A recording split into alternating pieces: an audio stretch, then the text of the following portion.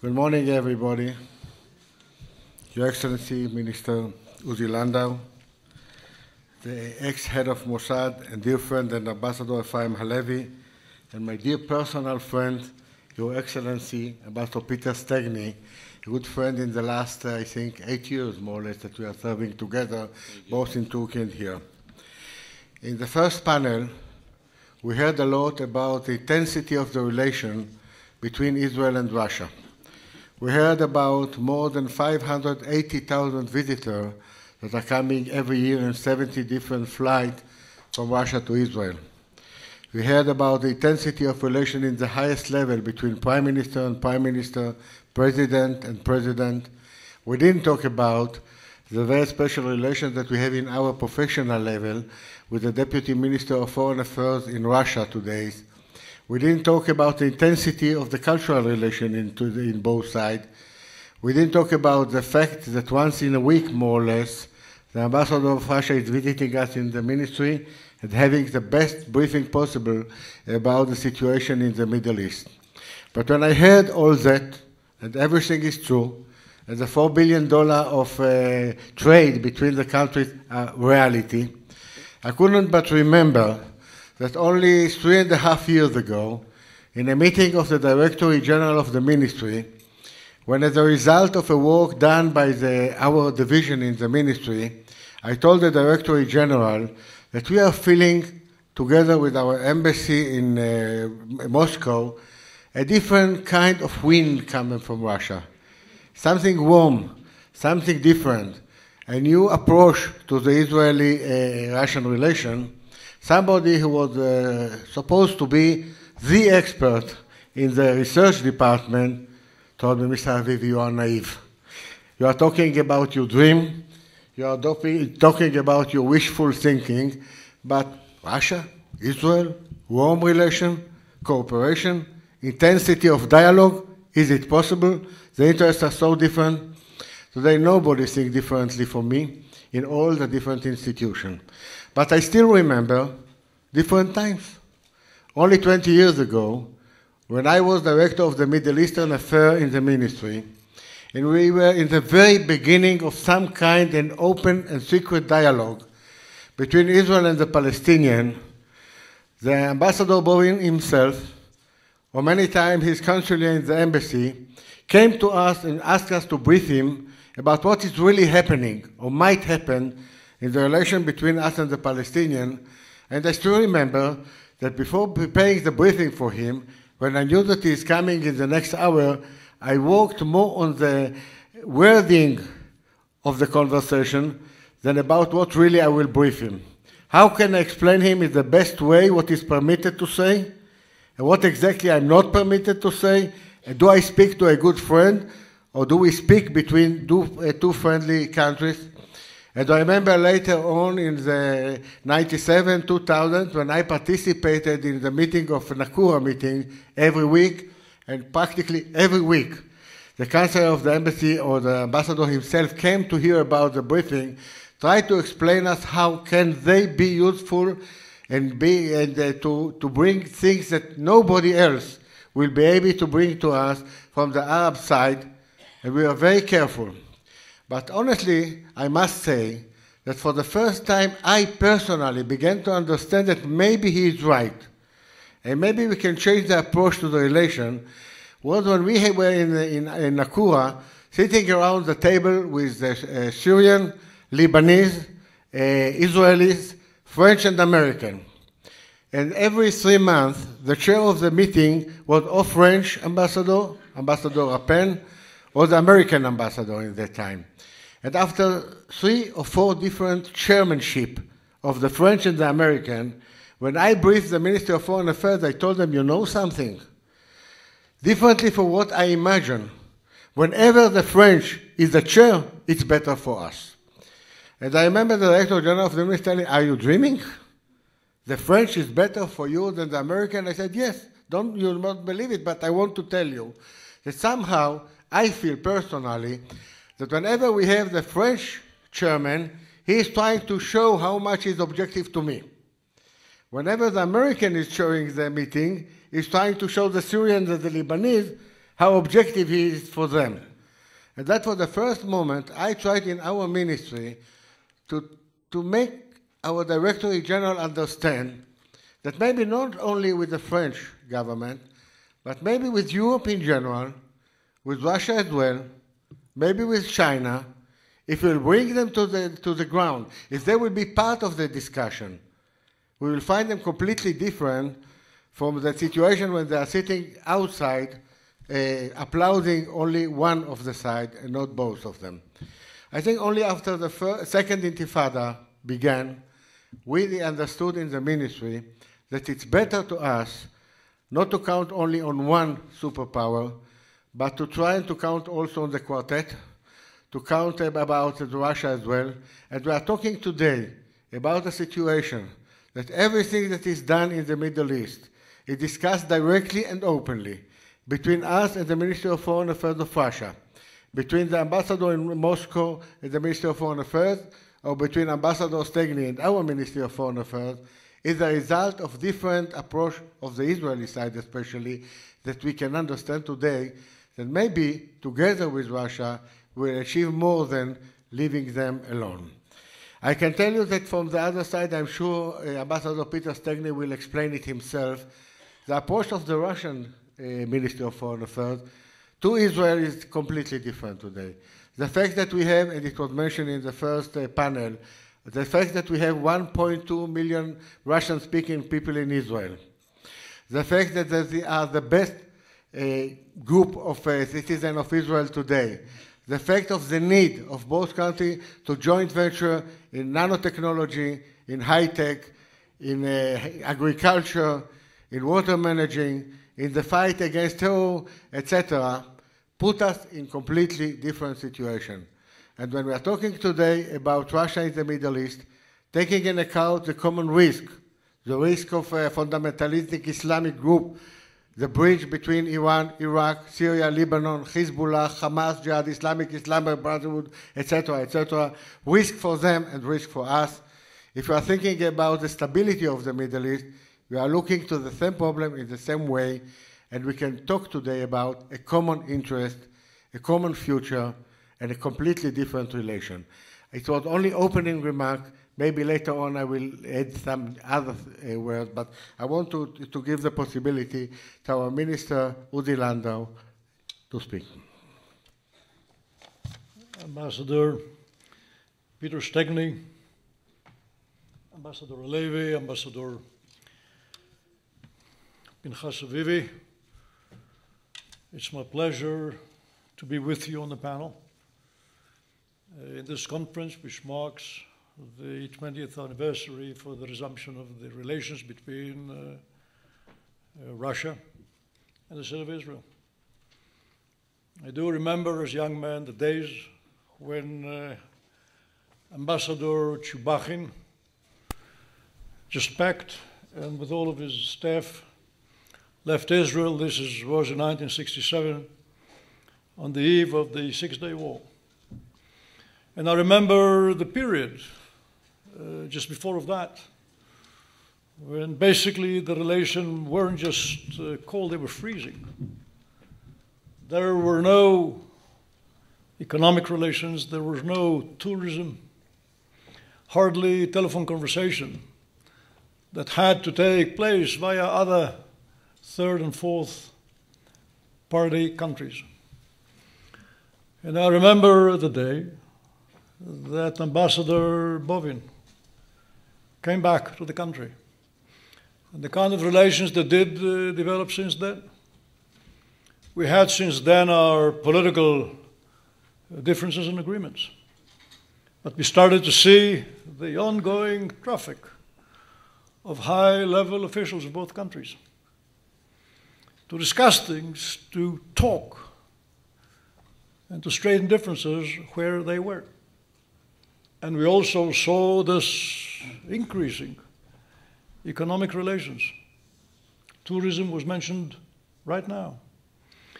But I believe that the real infrastructure for any future developments to the enhancing of our economic and touristic and R&D relations is very much based on the community of Russian-speaking people in our country. You have in our country, Mr. Ambassador,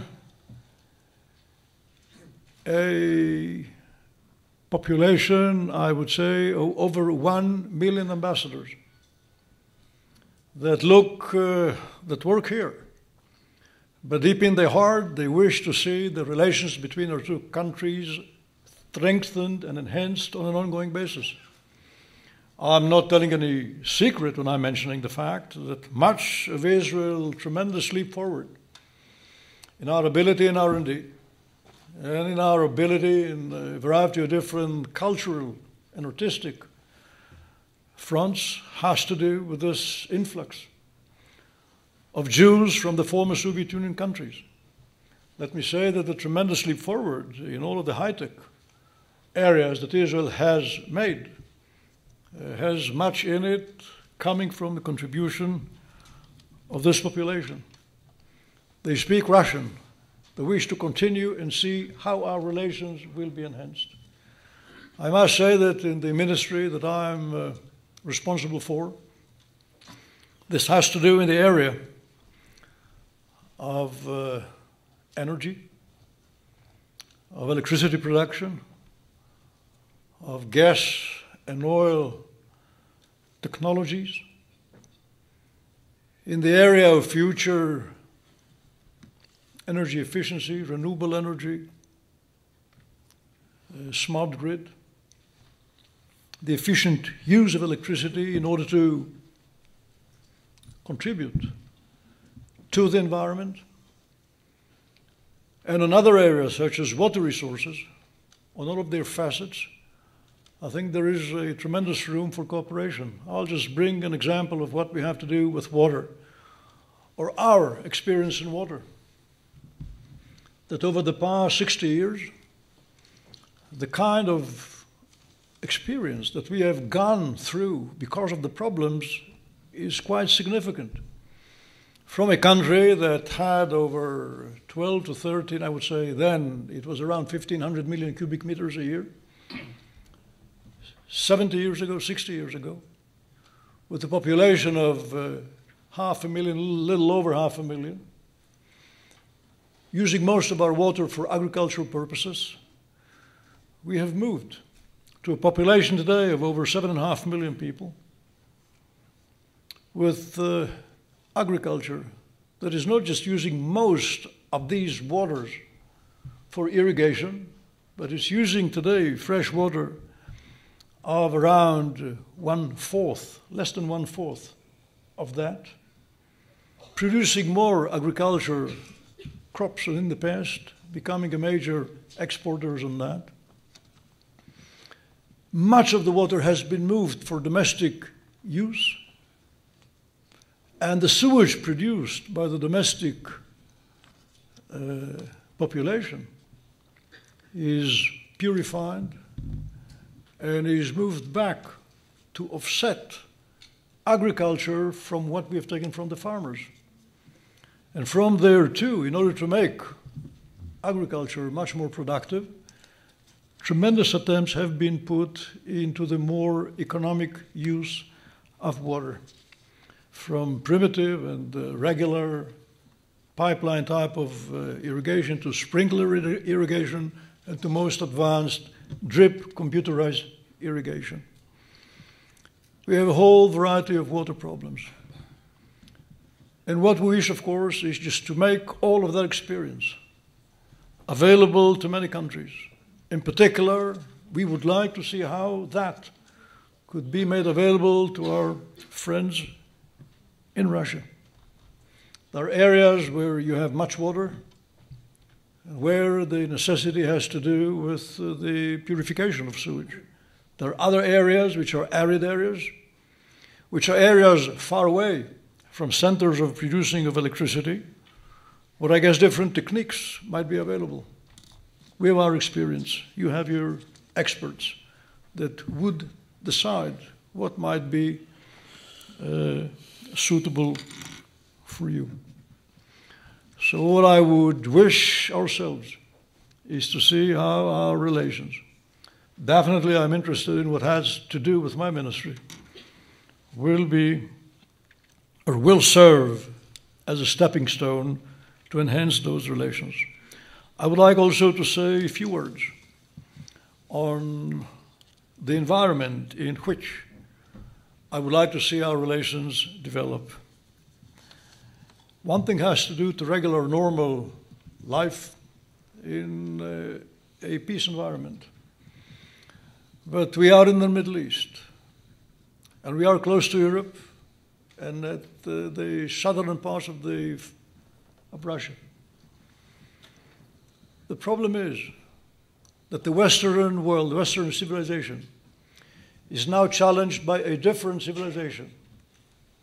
Not the Muslim civilization, by the Islamist civilization. And I speak here about those radical parts of Islam which challenge the very existence of our culture. And they are there not for coexistence, but rather to replace us with their way of life. We do see terror organizations, and we do see states, primarily Iran, which wish to bring to the destruction of the Judeo-Christian civilization. And when I speak about Iran, it's a country which is not only sponsoring terror organizations all over, and here in our immediate region I speak about the Hezbollah and about the Hamas extremists, but they are highly connected to more organizations in the world. We do see Sunni type of organizations, disconnected or not necessarily linked to Iran, spread all over. But with Iran, what we see is this political objective that calls not for coexistence but for dominion, with a strategy that in the short run is focusing on terror, deliberately targeting civilians and innocent passerbys, and in the long run, which is becoming medium run, is developing nuclear capabilities and ballistic missiles capabilities. One who listens to the speeches of Ahmadinejad in the United Nations, in the University of Columbia, and elsewhere, one could very well come to the conclusion that the Iran of today doesn't just has a vision of a world without Israel, but rather a world without democracy. There is just one way to deal with that issue, and this is to dismantle Iran of its capabilities, of nuclear capabilities. And a second thing is, of course, to make terror clear that it is not a tool that can bring to any achievement. This is the name of the game. Any peace agreement, any agreement that will be signed between us and the Palestinians or any other neighbor surrounding us has no meaning at all. It won't hold water as long as Iran is there continuing to meddle with its finger. No peace agreement here will stop Iran from continuing its nuclear plan. Iran sees Israel as a small Satan. They see Europe as the medium type of Satan. They see the United States and Russia as the big Satan.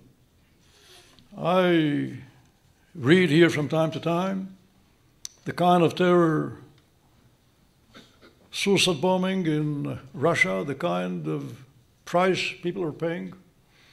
And let me say that we here very much do appreciate the resolve that the Russian government shows vis-à-vis terror. And we wish to see the same kind of approach when it comes to negotiating with people here in this area. I think, Mr. Ambassador, the terror organizations here couldn't get the feeling that terror pays off. If one is involved in terror, he has to get two lessons. First, that he'll never be able to use terror activities in order to promote political objectives. No way to give in to terror. Second thing, that anyone who stands behind terror will have to pay a disproportional price. And the only thing that guides those who oppose and stand up against terror is just one word: victory. Just victory, how long it takes. Whatever cost will be involved in it. I guess, Mr. Ambassador, I say that because today Russia is a highly respected member in international forums. It's a country that is highly influential. You are very much involved in what's happening here in the Middle East. And for agreements to be stable, it is highly important that only forces who wish to promote peace will see that this is worthwhile. And those who are involved in terror have to know that terror will never bring them anywhere. I wish to see the relations between Israel and Russia continuing and enhancing, and have those footprints against terror and a loud voice against terror in all of the international forums that Russia is participating in. Thank you very much, Mr. Ambassador. Thank you.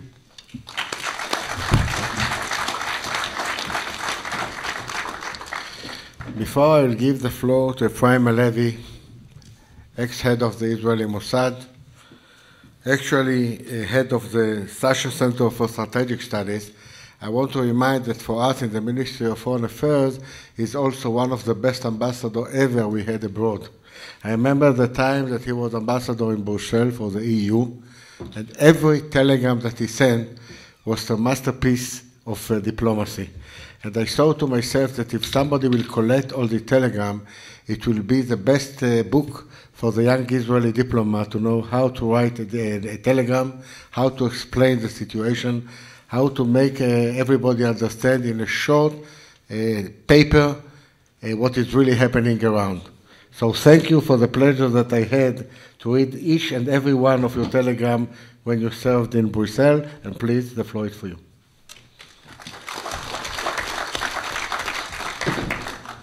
I'm very embarrassed by what the Ambassador Avivi has just now said, and I regret that my parents were not alive to hear it.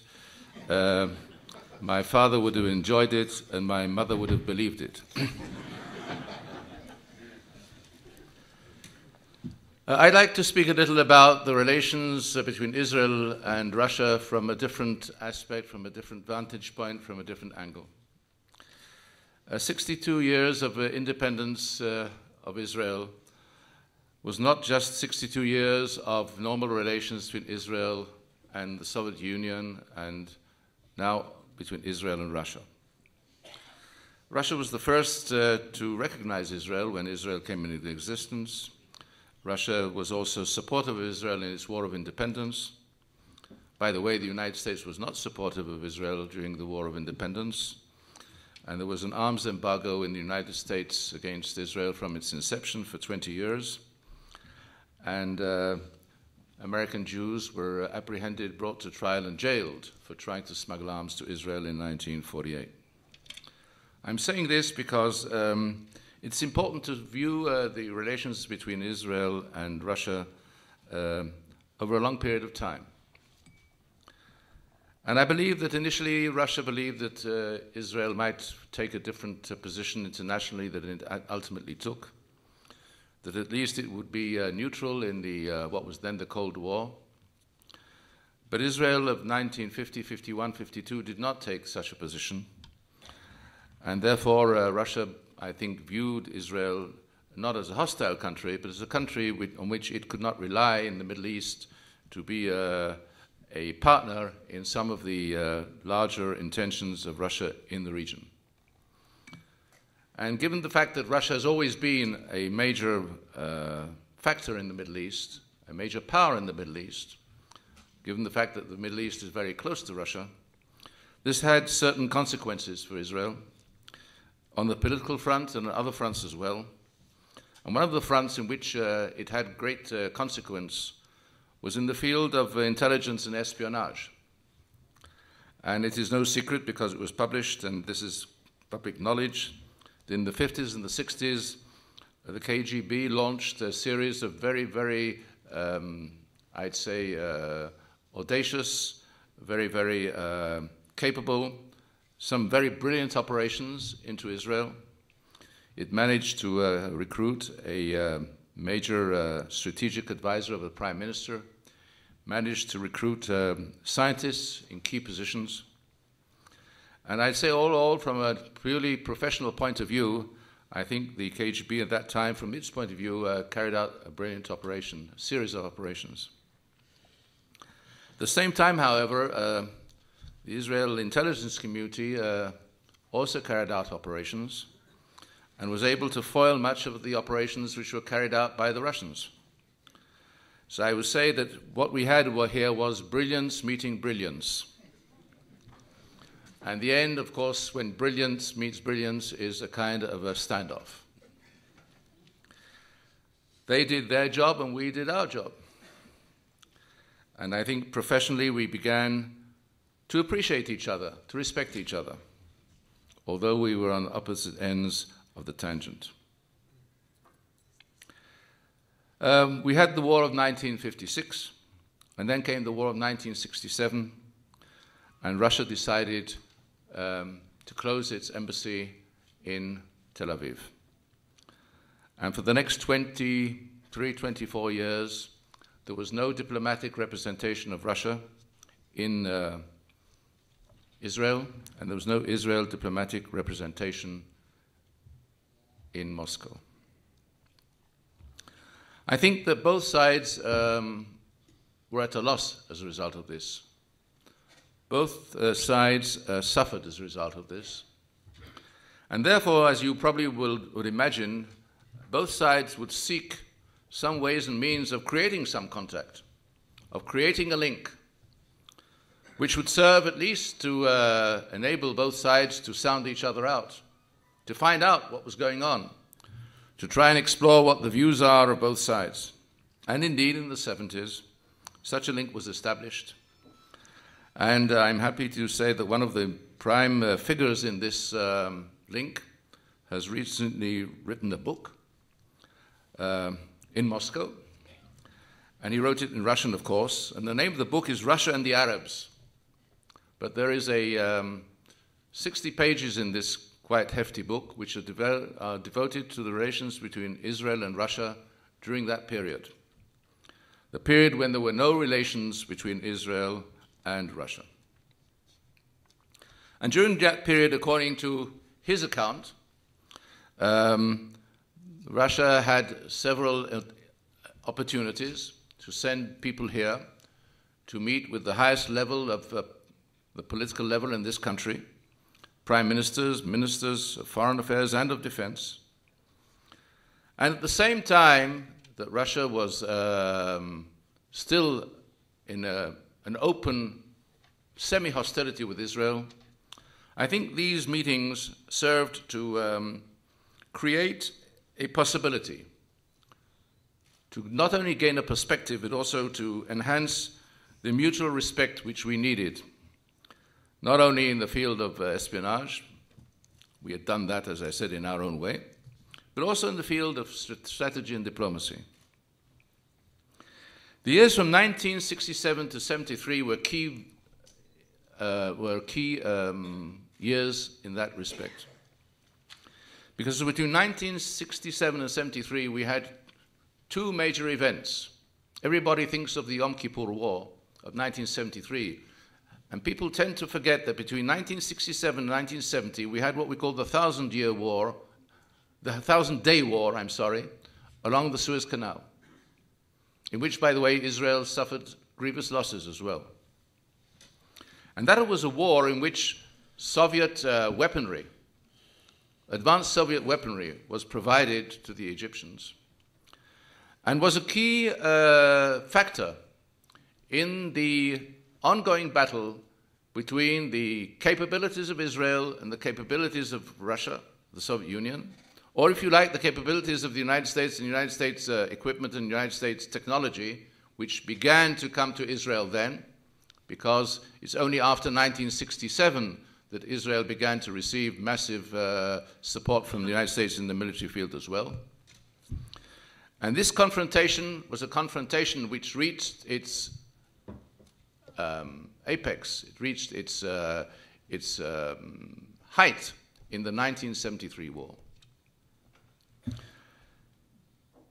The ceasefire of August 1970 heralded 3 years of quiet, of relative quiet in the Middle East.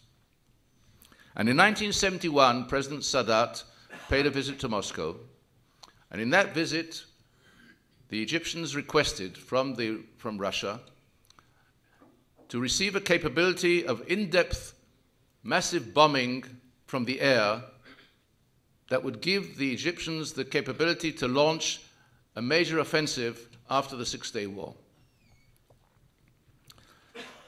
Whereas up to that point, more or less, Russia had been sympathetic to many of Egyptian and, by the way, Syrian requests, this request was turned down.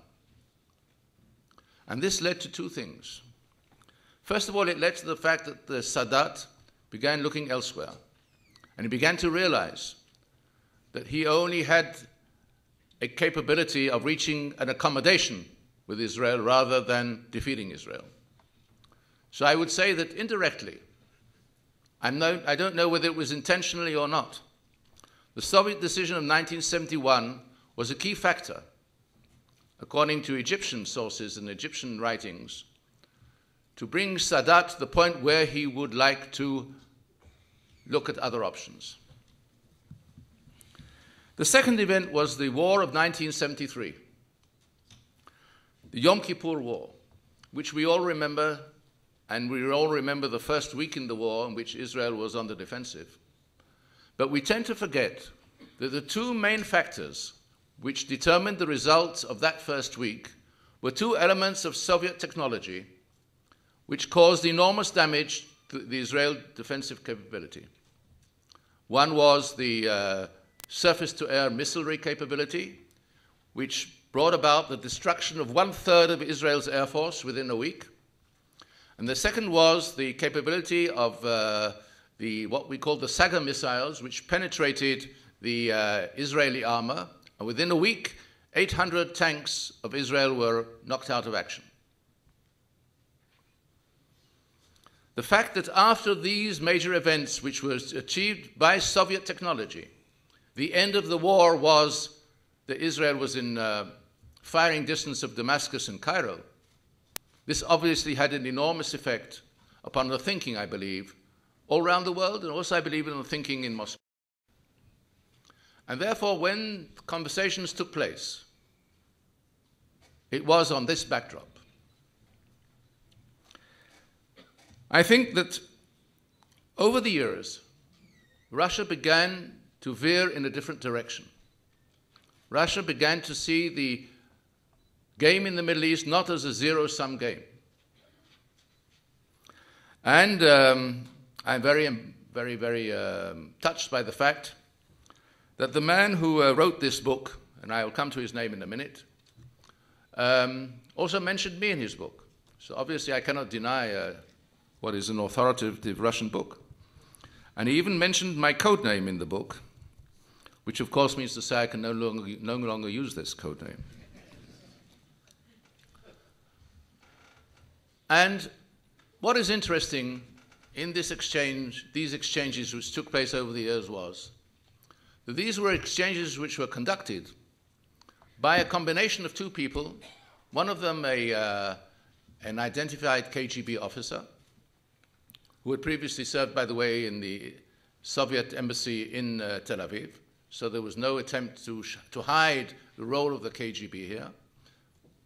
And on the other side, obviously, we had to have a comparable, shall we say, counterparts to this delegation, to this group of people, which numbered only two, by the way, on their side. As we entered the 80s, I think Russian understanding of the situation became ever more deeper. In 1968, in the last visit of Gamal Abdel Nasser to Moscow, after the defeat of the Six-Day War, there was a secret passenger on board, and his name was Yasser Arafat. And that was the first time that Arafat had visited Moscow. And the link between Russia and the Palestinian national movement became a very, very important part in Russia's thinking of the Israeli-Palestinian conflict.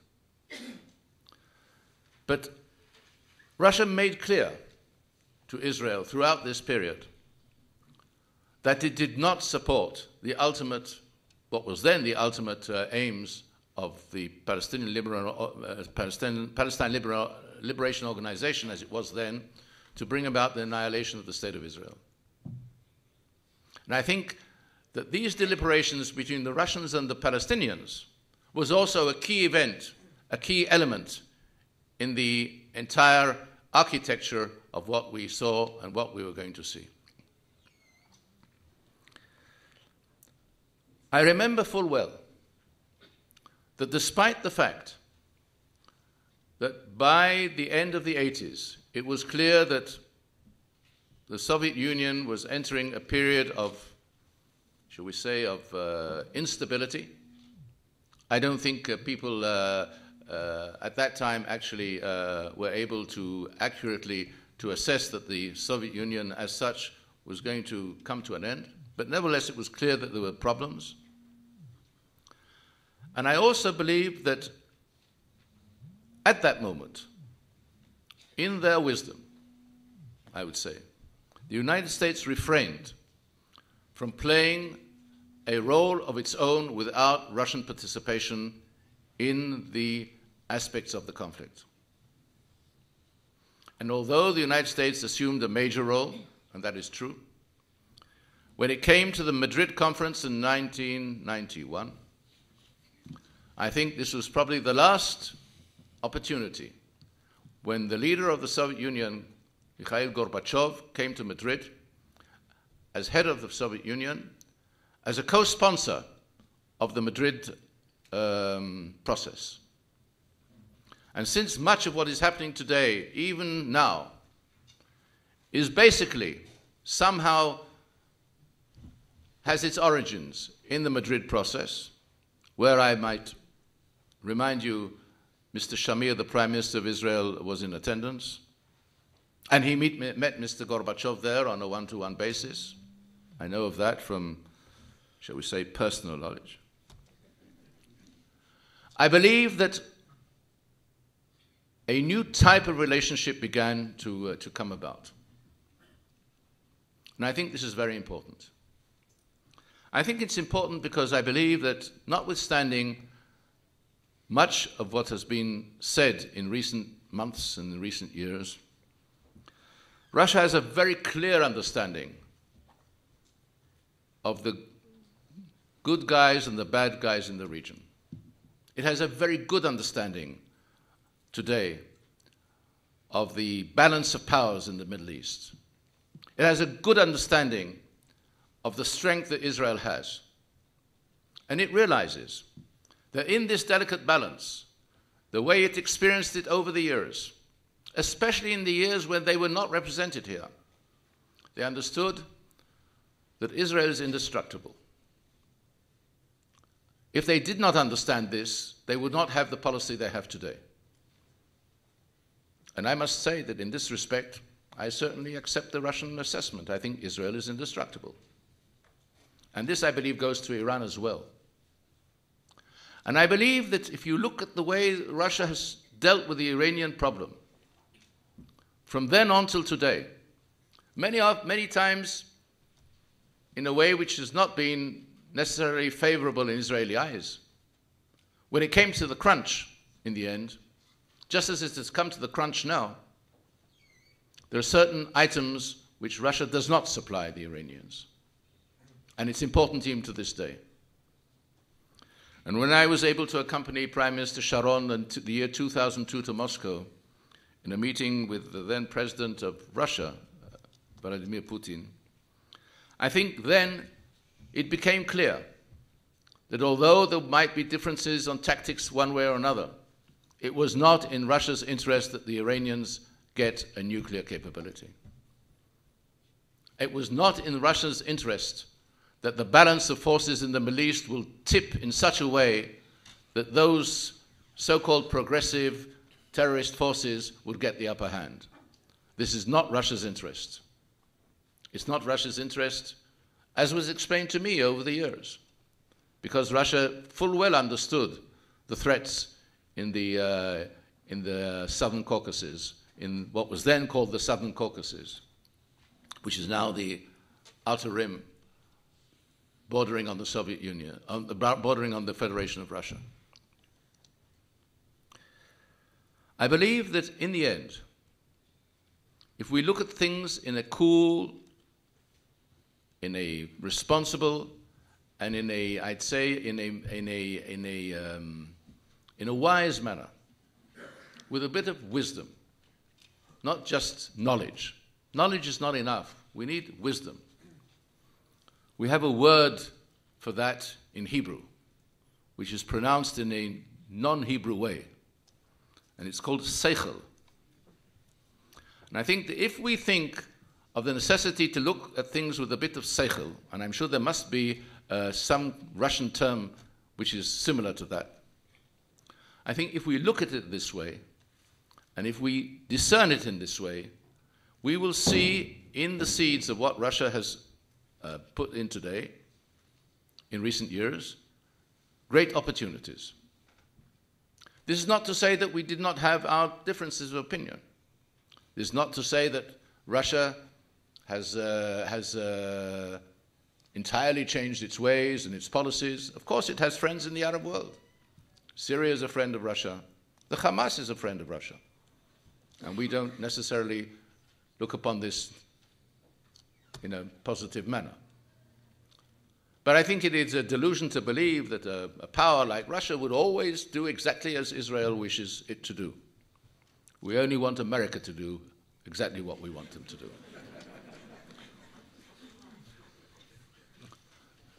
So we are narrowing our sights. I believe in the end, ladies and gentlemen, as we look at things this morning, with a deep sense of satisfaction, as that is the way people have spoken this morning, the Deputy Prime Minister, the Minister of Foreign Affairs, Minister Landau, although he had one or two comments to make of warning, which I certainly support. But if we look at things in the sense of satisfaction, we see the potential here. I think Russia sees the potential here. And that is the big difference that came about in the years when we didn't have diplomatic relations, when we talked openly to each other. The book which I'm referring to, Russia and the Arabs, was written by a gentleman called Yevgeny Primakov. Mr. Primakov, for many years, was, I believe, the Pravda station chief in Cairo, if I'm not mistaken. Pravda or Izvestia? I always get mixed up between the two. I think it was Pravda. I'm not sure that he devoted all his hours only to journalism. But certainly he had enormous experience, and he knew almost every leader in the Middle East, from Saddam Hussein to Nasser to anybody, you name it. And as you probably know, he went on not only to be the interlocutor between Israel and the Soviet Union for many, many years, as he relates it in this book, on behalf of the leadership of the Soviet Union. By the way, he never agreed to say who had sent him on the mission. He said, I speak in the name of the leadership. So I said, I speak in the name of the leadership too. And then I tried to find out exactly what I was speaking of. But I believe that after that he went on to other positions. He became the head of the SVR, which was one of the major foreign intelligence service of Russia today, which succeeded the KGB in its foreign services. And then he became, I believe, the foreign minister of the Soviet Union, became prime minister of the Soviet Union. And He had a very distinguished career and a very clear eye. I sometimes envy him because my career was not as good as his. Thank you.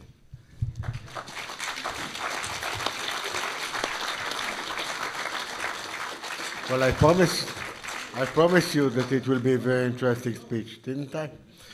Well, before I give the floor to my good friend Peter Stegniy, the ambassador of Russia, I want to tell you an anecdote. When I came as a new ambassador to Ankara, and I paid a courtesy visit to different ambassadors, it took me only 3 or 4 meetings in order to understand that there are 3 people who can explain everything about Ankara in that time, in a very specific, interesting time. The American ambassador, the Russian ambassador, and the Polish ambassador. And I remember in the first meeting that I had with Peter Stegniy as the Russian ambassador, I was completely surprised to hear from him that he's not only a great expert on Turkey, but he also wrote books with Israeli experts about the Russian-Israeli relation before 1948. And I understood quickly why his friends in the Ministry of Foreign Affairs in Moscow called him Peter the Great. Well, during our conversation, many conversations that we had before and after a concert and opera in Ankara, we talked a lot about the Israeli-Russian relation. He didn't know that he will be ambassador in Israel. I completely didn't know that I would be in charge of the Eurasia division in the ministry. But we both share the same opinion that there is no reason why Russia and Israel cannot develop a special and different relation between themselves. Well, he found himself as an ambassador, and I found myself coming back as in charge of Russia as part of my division, and together with him and with Anna, the ambassador in Moscow, we tried to do something in order to improve the relation between the countries. Peter, please. Dear friends, dear colleagues, dear Mr. Minister Uzi Landau, dear colleagues, ambassadors Pinchas, Avivi, and Efraim Halevy, you know, it's suicidal to anyone who attempts to speak after Mr. Halevy, and it makes my task even more difficult than I thought in the beginning. But Pinchas finished this job by extending all these compliments to me. So I decided not to read the text I prepared. I show it to you. I leave it. Maybe I'll read part of it out of respect for my colleagues who did the homework.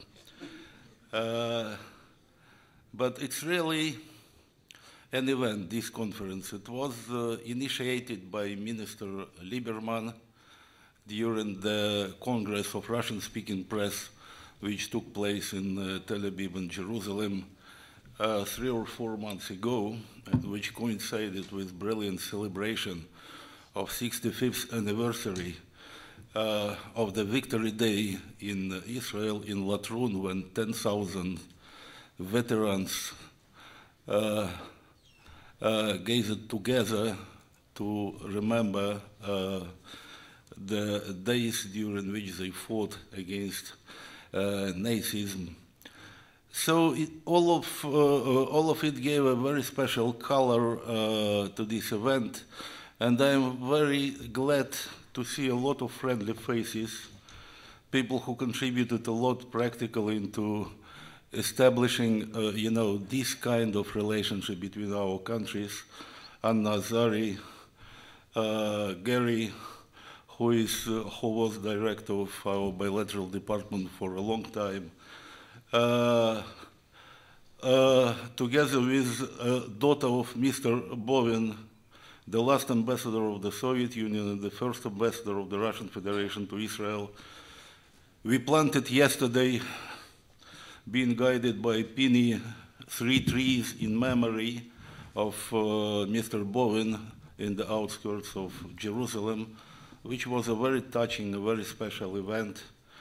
I see the friendly faces of ambassadorial colleagues, the ambassador of Eurasia, Mr. Leshenya, and ambassador of Latvia.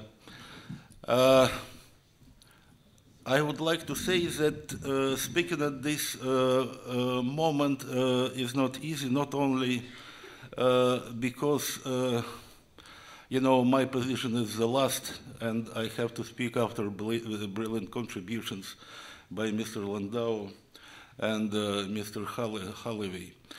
The figure of Bovin and our conferences dedicated to his memory is challenging. I knew him rather well. We were not friends, but we've met several times on different occasions, including Cairo, when we used to meet to discuss some regional topic, and I was at the time ambassador to the state of Kuwait. I must say that he's an outstanding personality, and during the interval, I was asked what was so special about Bovin, what is his heritage, diplomatic heritage, for those who are posted to Israel after him. I should emphasize maybe a couple of things. He was not a professional diplomat. That's why, self-mocking in a kind, he called his reminiscences, his memories, his memoirs, as memoirs of untrue ambassador, which is basically a challenge because the readers understand after first 100 pages that he was a true and a very creative one. The problem that, in the beginning of the 90s, it was difficult to understand that the conventional diplomacy in this changing world is expiring. The term of conventional diplomacy is expiring. And people like Bovin had a special ability to try to bring new dimension to our very old and classical profession.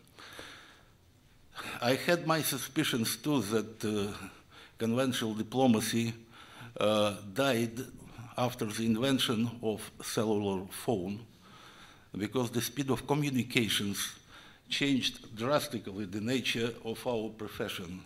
And I think, Mr. Halevy, that the brilliance also were a bit influenced negatively by the new speed of the communication in the 21st century. Bovin tried to introduce a new approach, very creative approach, which is a permanent lesson for those who try to cope with the realities in a very extraordinary situation. For example, speaking about myself, once in the Israeli Foreign Ministry, talking to the cadets, I was asked, how come you served most of your life as the Soviet ambassador? How do you feel to be an ambassador of quite a different country with a different mentality, ideology, and so on? My answer was spontaneous, I did not expect such kind of, our cadets would not ask me, in Moscow, this question. I told them that during my lifetime I served my country, my people, and that's why I'm doing now what I did always under new circumstances, but to adjust yourself to these circumstances and to become convincing and productive in your relationship with the colleagues outside Russia. It's a challenging task, and I think that Bovin created a lot of new elements of behavior and of practical policy under the new circumstances. So his search for identity, together with his country, was extremely and is still is extremely important heritage for us, the diplomats of the Russian Federation who are posted to Israel. And the second element, speaking about personality of Bovin, he practically introduced the second track into the job of Russian ambassadors in this country. And this track was followed by my predecessors. And also we are trying to cope with it the way Bovin did. I mean, interaction with Russian-speaking community in this country. Friends told me that he had a habit, maybe which looked a bit, you know, Soviet style, sitting in the junction of Dizengoff and some other street in a popular cafe and meeting people, old people coming from the Soviet Union, from Russia, and speaking with him about their problems like electricity bills, like trying to find a better apartment, as if he was a representative of local authorities still posted in Russia. And he had enough humor and enough self-respect and respect to his compatriots, and there is no former compatriots. He felt it in a very natural way. So he spoke to the people, and thus he contributed into helping new Israelis to feel more comfortable in their new fatherland, not forgetting the country in which they were born. It's a difficult situation, and he did his job in a brilliant and marvelous way. Our conference is dedicated also to the 20 years anniversary, which will come next year, of re-establishing, of resumption of diplomatic relations between our countries. Pini mentioned the documentary publication, Soviet-Russian Relations. Indeed, I was the head of the Russian diplomatic archives, and together with brilliant Israeli researcher Gabi Gorodetsky, we produced a 2-volume edition of our relations.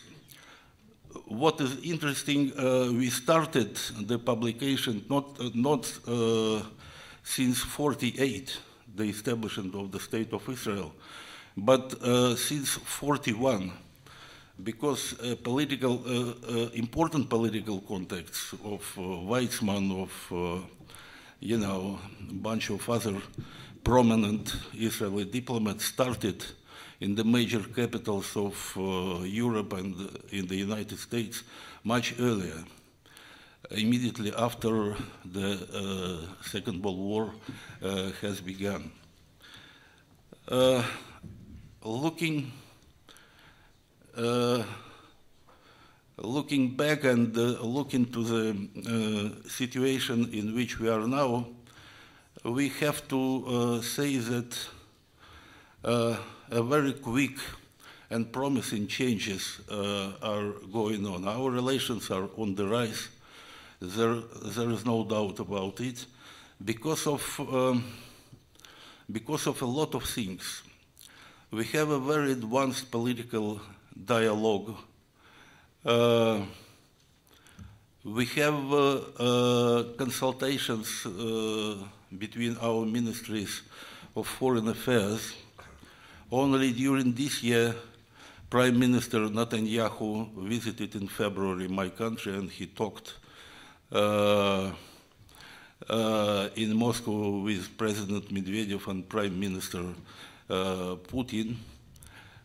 President Shimon Peres took part in the Victory Day celebrations in Moscow on the 9th of May, and he also communicated a lot with the president and the head of the government of my country. But, you know, I was present during most important talks and contacts of our leaders, and what is typical if we speak about first meeting between Peres and Medvedev in Sochi last year. They were scheduled to talk for 1.5 hours, and it lasted all in all, together with working lunch, usually more than 5 hours. When Netanyahu talked to Putin, part of it was tete-a-tete, so I had a golden opportunity to talk with major members of the Russian government, because we were waiting for them to finish for more than 2 hours.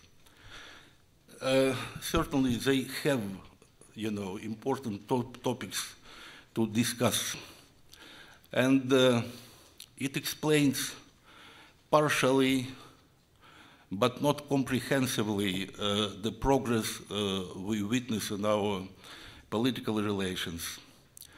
The human factor, the factor of public diplomacy, the factor of more than 1 million Russian-speaking community in Israel is a completely new one, and those people make the situation of any ambassador of my situation to look a bit peculiar, because I am trained to help undertaking decisions on major economic, trade, cultural relations, issues, at least with the participation in of the embassy.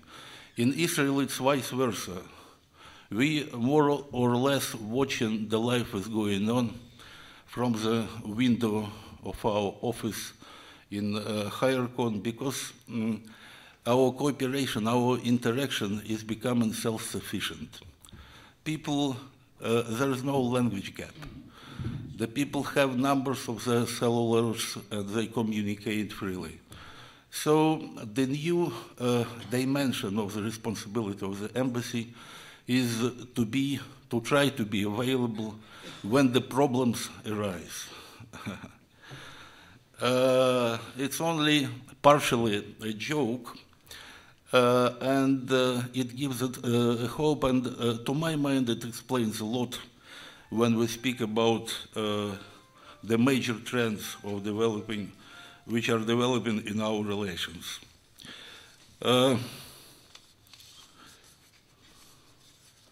If you let me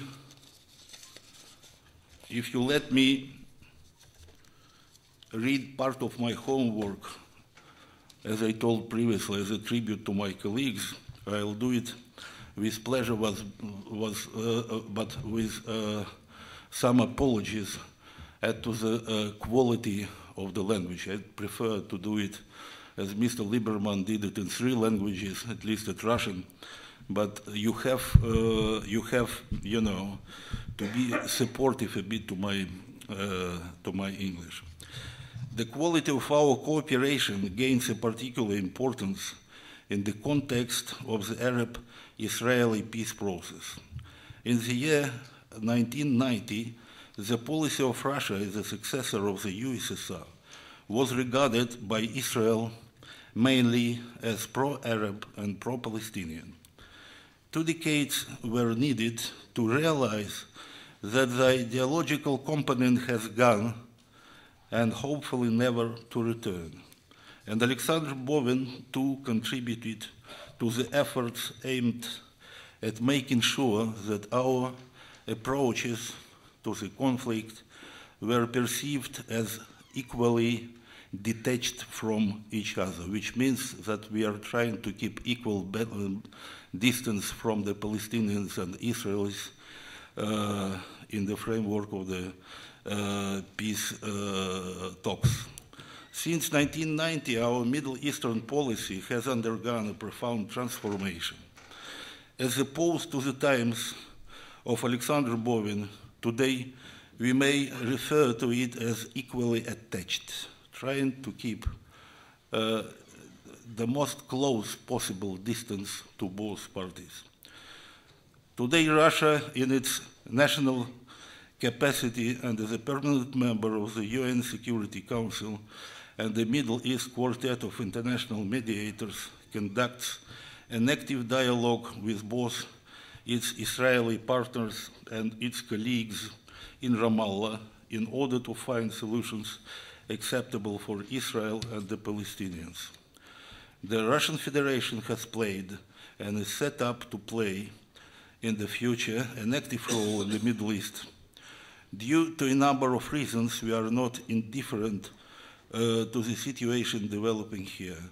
We are keen to see that the situation at the southern borders of Russia should be stable and predictable, and that this region should not pose threats to peace and security.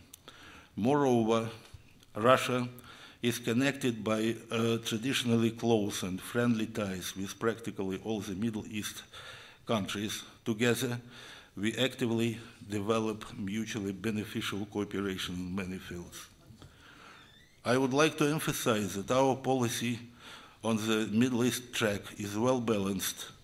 Russia consistently speaks out in favor of achieving comprehensive, just and stable settlement of Israeli-Arab conflict on internationally acknowledged basis of appropriate resolutions of the UN Security Council, the Madrid Principles, the roadmap, the Arab Peace Initiative. As it is well known, the basis for the internationally agreed position is the concept of a two-state solution aiming at creation of independent Palestinian state coexisting with Israel in peace and security. Having said that, we have paid and will continue to pay due attention to safeguarding the security of Israel. In recent months, Russia has actively assisted first in launching Israeli-Palestinian proximity talks and then in reviving the direct dialogue to discuss all the issues of the final status and to achieve compromise decisions which could bring to an end one of the most painful and long-standing conflict. Moscow is seriously concerned about the fact that the talks restarted with so much difficulty have been put in jeopardy again. We believe that the Israelis and the Palestinians should find the way out of this situation which will allow to continue the negotiating process for the benefit of both nations. We are convinced that Israel's extension of moratorium on settlement construction, at least for the period till negotiators from both sides come to an agreement on border and security, could serve this goal. Russia has done and is set to do an active work aimed at blocking the attempts to undermine the negotiating process between Israel and the Palestinians. By our dialogue with Hamas, we pursue the same objective. We believe that our attempts, among other things, help to deal with serious security challenges. We are also convinced of the necessity to immediately restore the Palestinian unity as an indispensable condition for the effectiveness of the peace process and for the implementation of agreements that could be achieved. Russia welcomed the steps taken by Israel, which eased the life of the population of the Gaza Strip. These moves are made in the right direction, we believe, and we think that they should be continued. Our offer to convene an international Middle East conference in Moscow remains valid, and as you know, it was approved by the parties and also fixed in quartet statements and UN Security Council resolutions. We are ready to take steps to implement our initiative when the necessary conditions are ripe. First of all, I mean the moment when the Israeli-Palestinian talks gain stability and continuity. Russia is set to energetically assist in restoring peace process in order to reach a comprehensive settlement. We believe that joint efforts will make it possible in providing conditions for achieving Arab-Israeli settlement and for securing the long-awaited stability in the Middle East region that would pave the way for the solutions of many other regional problems and relaunching the talks on other tracks.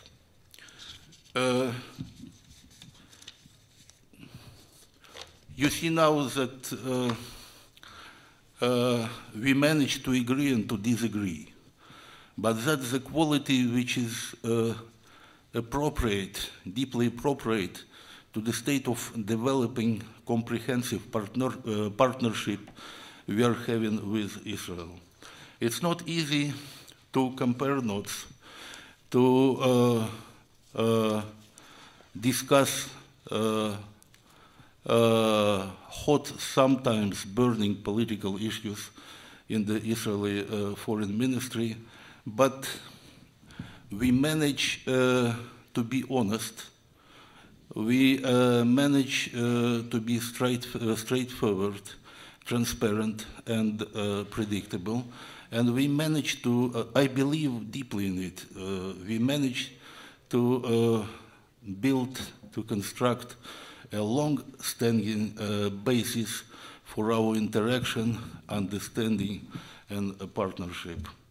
And I would like finally to extend my very deep gratitude on my personal behalf and on behalf of the embassy to the colleagues on the foreign ministry headed by Pinchas Avivi. I can tell a lot of stories about our friendship and interaction in Turkey, in Ankara and in Israel, but maybe we'll leave it for more distant times when we sit as retired ambassadors and talk about good old days. I hope our children will be proud of us as well as Evgenia Bovina is proud of her father, and all of us, we are proud of her father and her son, whom she brought also to Jerusalem, and who took part in yesterday's ceremony of planting the trees.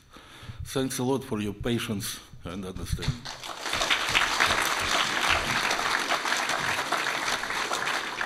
Thank you very much. And in order to describe at the end of this meeting the very special relation between Russia and Israel, permit me to tell you an anecdote. You all remember Minister Rafael Eitan. And I remember that once a journalist asked him if he's interested in culture. He said, yes, sure. Said, what kind of a culture are you interested in? Especially, he said, an Israeli song. What kind of an Israeli song? He said, the Russian one. Thank you.